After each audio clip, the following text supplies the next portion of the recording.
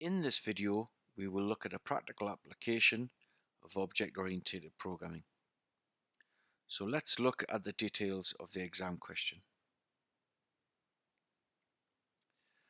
A garage has 100 vehicles in stock. Each vehicle uses an object created from the vehicle class.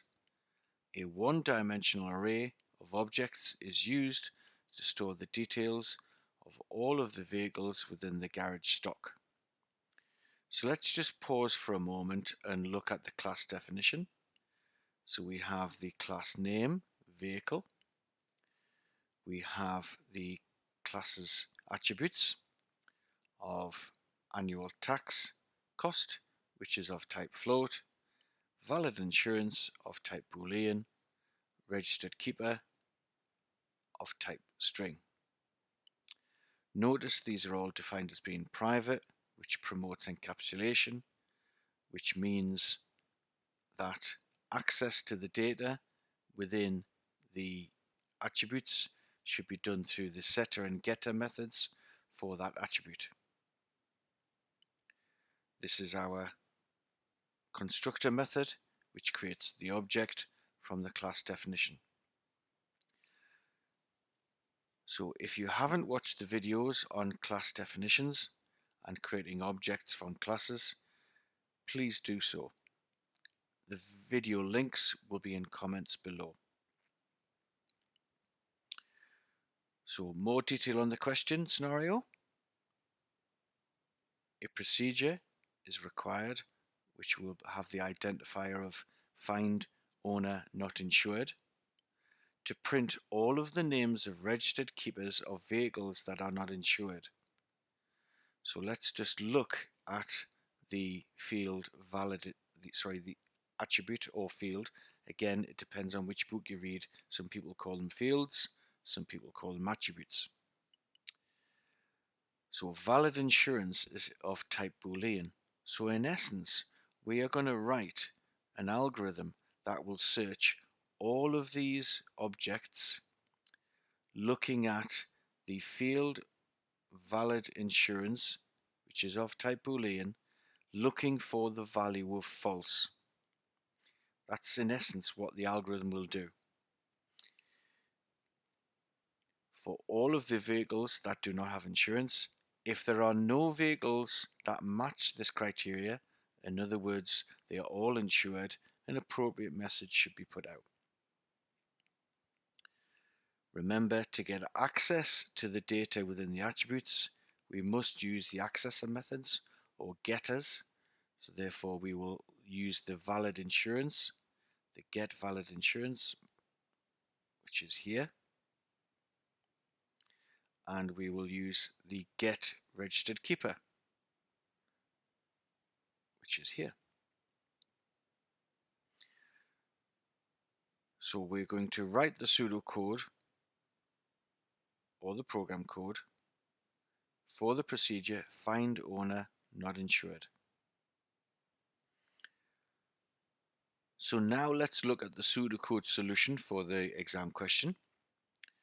So we have our procedure find owner not insured. We're using a Boolean variable called flag, and we're going to set that to false, and that's going to indicate that we haven't found any uninsured vehicles at this point.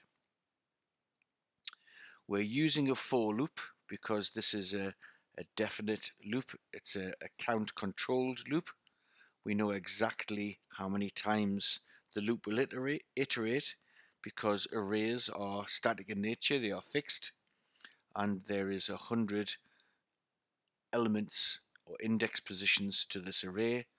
Remember, the array index position starts with 0 and therefore goes up to 99, giving us 100 index positions.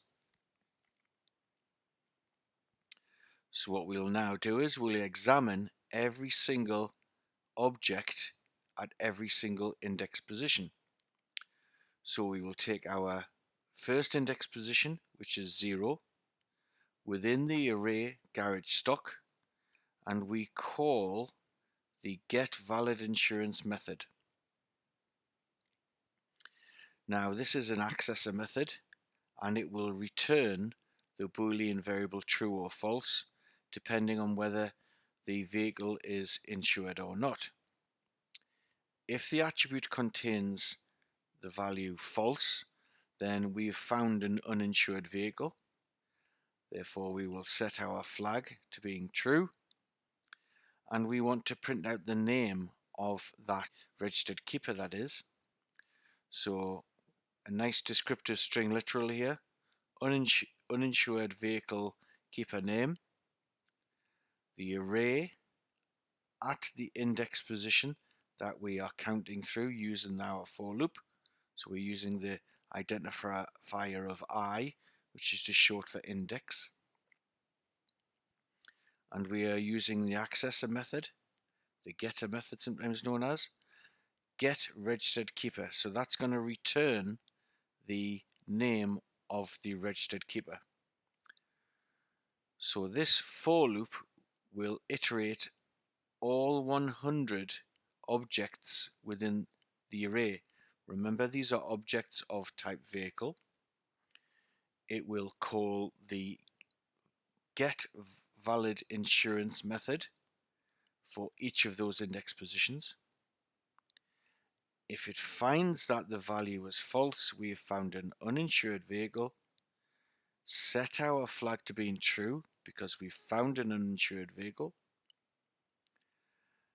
A nice meaningful string literal for the vehicle keeper's name. And we retrieve the vehicle keeper's name by calling the getRegisteredKeeper method within the object stored at the index position I within the array of objects garage stock.